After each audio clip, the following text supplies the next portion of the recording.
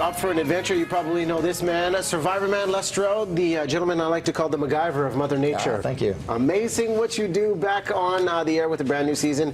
Congrats on this, but my first question is, how do you ante up for a new season to push the limits of what you've already accomplished? Yeah, and a lot of people like me to push the limits. I mean, the beauty of Survivorman is that it's almost 13 years now, is that I've always stayed very true to the core, which is me surviving out there alone.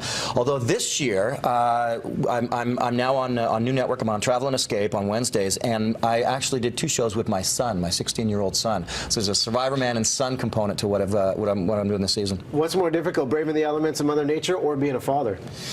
Being a father, that's way tougher. Oh yeah. I mean, you know what I've always done with Survivorman has been to seek to connect people with nature. You know, have that sort of really strong reconnection and understanding that part of that natural world. It's so important for us to do that. You know, in Japan they have the Shinrin-yoku, which is 10 minutes of what they call forest bathing, just to revitalize yourself. And my whole show is about that, really. You know, and so yeah, it's been a phenomenal run, and I'm still at it. It's fascinating to watch, given the fact you're hosting, you're writing, you're shooting this yourself. Now, the element of having a crew around you on standby, how do the logistics actually work should the emergency arise? Oh, well, that's it. I mean, they can be anywhere from 5 to 50 miles away, and you know, I have a 2A radio, but it doesn't work in the jungle. It doesn't work in the canyonlands. I mean, there's lots of times it doesn't get out. A lot of the times, if I got bit by a snake in the Amazon, it's body retrieval. It's not rescuing less. And they wouldn't even know anyway for probably 4 or 5 days till they think I'm supposed to be done. So it can be tenuous. It can be, there's a lot of, well, you know, really 100% of the time,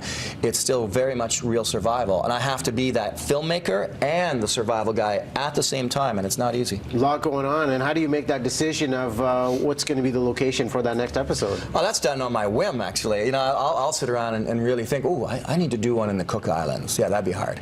And but then when I get there, I mean, or before I go, I research and go, is there a great survival story to tell there? Is there, you know, if I go to one desert and then I go to another desert, what's the difference? I have to have a new story in the new desert. And I'll research that very, very well and very much in depth to find out about the plants and animals and that sort of thing. And say, oh, this is a really good survival story over here, you know. What is the absolute worst scenario you've ever found yourself in where you thought this could be it? Cold and wet.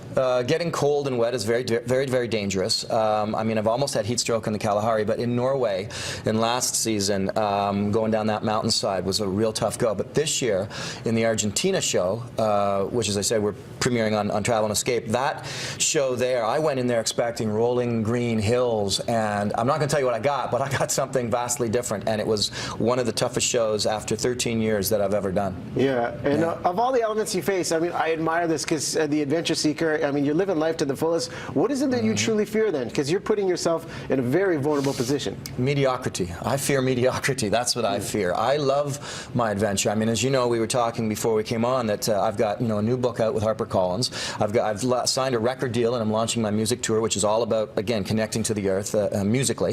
And Survivorman and these adventures, I guess in a way, the deeper answer is I fear mediocrity.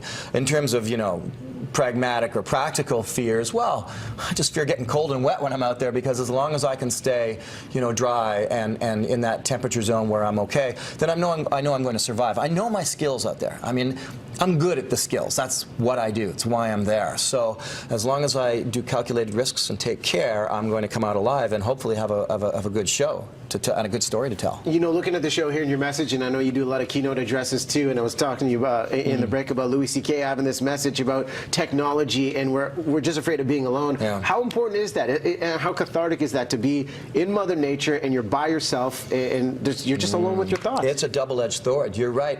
It can be very cathartic. I can really come to a lot of peace when I'm there and doing the things that I do. At the same time, it's the hardest part of all is being alone. I have 2 kids.